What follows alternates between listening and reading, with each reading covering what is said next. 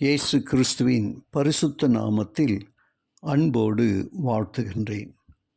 இன்றைய வார்த்தை, நாம் அனாதை அல்ல என்ற தலைப்பின் கீழாக, நானே வழியும் சத்தியமும் ஜீவனுமாயிருக்கிறேன். யோவான் 14:6. வின் உடாங் சீனாவில் 3ஆம் தலைமுறை கிறிஸ்துவர். அவர் தந்தை ஒரு கிராமத்தில் சபை மூப்பராக இருந்து ஊழியம் செய்து வந்தார். தன் மேற்படிப்பு முடித்த லின் பெக்கிங் என்னும் இடத்தில் ஆசிரியராக பணியாற்றினார். மனித தத்துவங்களை கடைபிடிக்க ஆரம்பித்தார். நல்ல ஒரு மேதையாக புத்தகங்கள் பல வெளியிட்டு வெற்றி கண்டார். ஒரு நாள் அவருடைய கிறிஸ்துவ மனைவி அவரை ஆலயத்திற்கு வரும்படி அழைத்தார். அப்போது அவர்கள் நியூயார்க்கில் இருந்தனர். மனிதன் தன் சொந்த முயற்சியினால்தான் முன்னேற முடியும் என்கிற நம்பிக்கை அவர் விசுவாசத்தை மழுங்கடித்திருந்தது.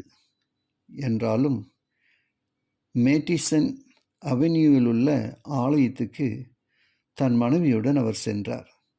நித்திய வாழ்வை குறித்து போதகர் திறமையாக பேசி கொண்டிருந்தார். எதுவுமே லின்னுக்கு விளங்கவில்லை. எனினும் அவர் காதில் விழுந்த சில வார்த்தைகள் அவரை உந்தி கொண்டிருந்தன.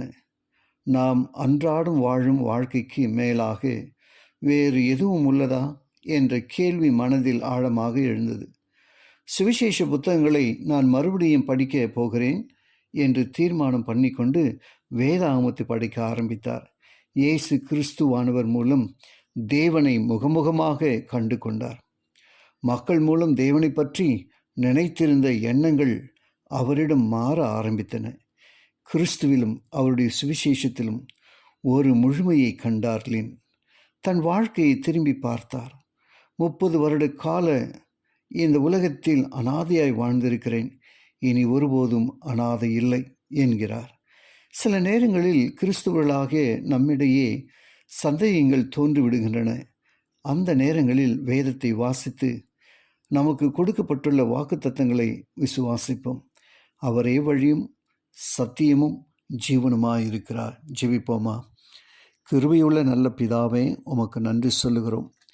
இந்த நாளின் வார்த்தையின் வழியாக நீர் எங்களோடு பேசின தயவுக்காய் உமக்கு கொடான கொடி ஸ்தோத்திரம் அப்பா. இந்த வார்த்தையை கேட்டு ஒவ்வொருவரையும் ஆசீர்வதிங்க, ஒவ்வொரு குடும்பத்தையும் ஆசீர்வதிங்க. இயேசுவின் வழியாக ஜெபிக்கிறேன் ஜீவனுள்ள நல்ல பிதாவே, ஆமென்.